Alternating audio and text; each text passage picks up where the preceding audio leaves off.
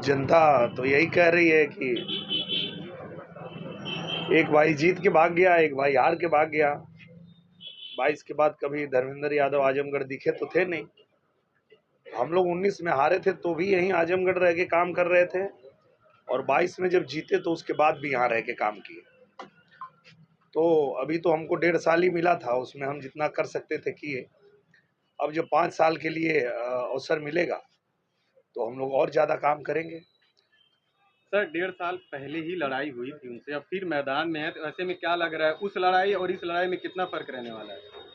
फर्क ये है कि इस बार हम लोग और बड़ी जीत हासिल करेंगे, क्योंकि जो लोग 22 में हम लोगों से नहीं जुड़ पाए थे वो भी अब जुड़ रहे हैं।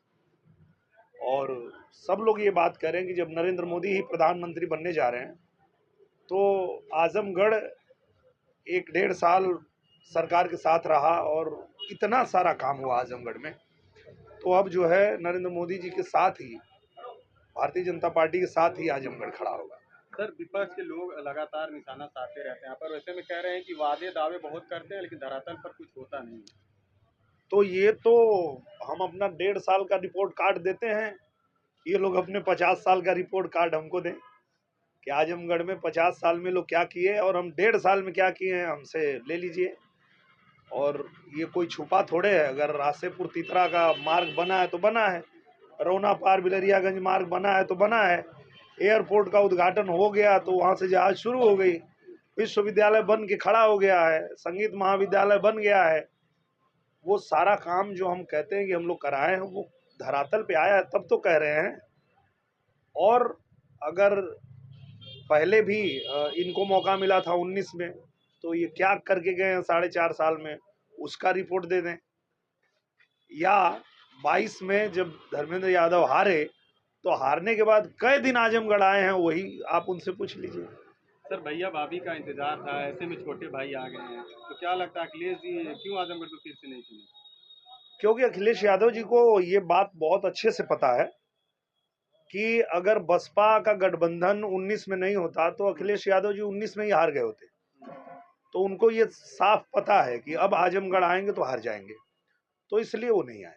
सर ऐसा अनुमान लगाया जा रहा है गुड्डू जमाली की भी अहम भूमिका रही, ऐसे में अब वो भी सफाई हो गए हैं, तो क्या लगता है ये सफर मुश्किल होगा आपके लिए? एक व्यक्तिगत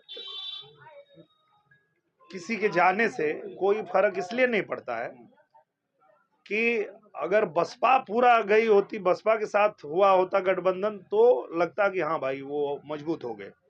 सिर्फ गुड्डू जमाली के जाने से तो कोई फर्क नहीं पड़ेगा।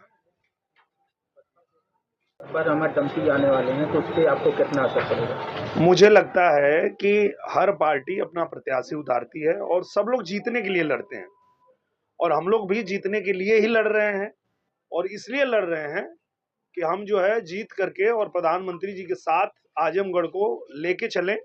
और जो पूरा देश इतना तेजी से विकास कर रहा है तो हमारा आजमगढ़ भी उसी तेजी से आगे बढ़े। आज देखिए प्रधानमंत्री जी के वजह से ही हमारा जो आजमगढ़ का रेलवे स्टेशन है वो एकदम उसका सुंदरीकरण हो रहा है, बढ़िया बन रहा है। एयरपोर्ट जो है वो प्रधानमंत्री जी जब आए थे आजमगढ़ तो उन्होंने मेरा हाथ पकड़ा और कहा कि ये तो अंतर्राष्ट्रीय हवाई अड्डा पास हुआ था ना। तो हमने कहा जी। तो उन्होंने कहा कि इसको बनवाओ जल्दी, और यहाँ से जो बड़ी बड़ी उड़ानें हैं वो देश के हर हिस्से में होने लगे, तो वो भी करने के लिए हम लोग मैदान में हैं। तो हम लोगों को सरकार के साथ रह के काम करना है, और ये बात आजमगढ़ की जनता भी अच्छे से जान गई है कि अगर हमें आजमगढ़ को चमकाना है तो सरकार के साथ ही रहना है। और इसमें कोई इफ बट नहीं है कि 400 सीट जीतकर नरेंद्र मोदी जी तीसरी बार प्रधानमंत्री बनने जा रहे हैं।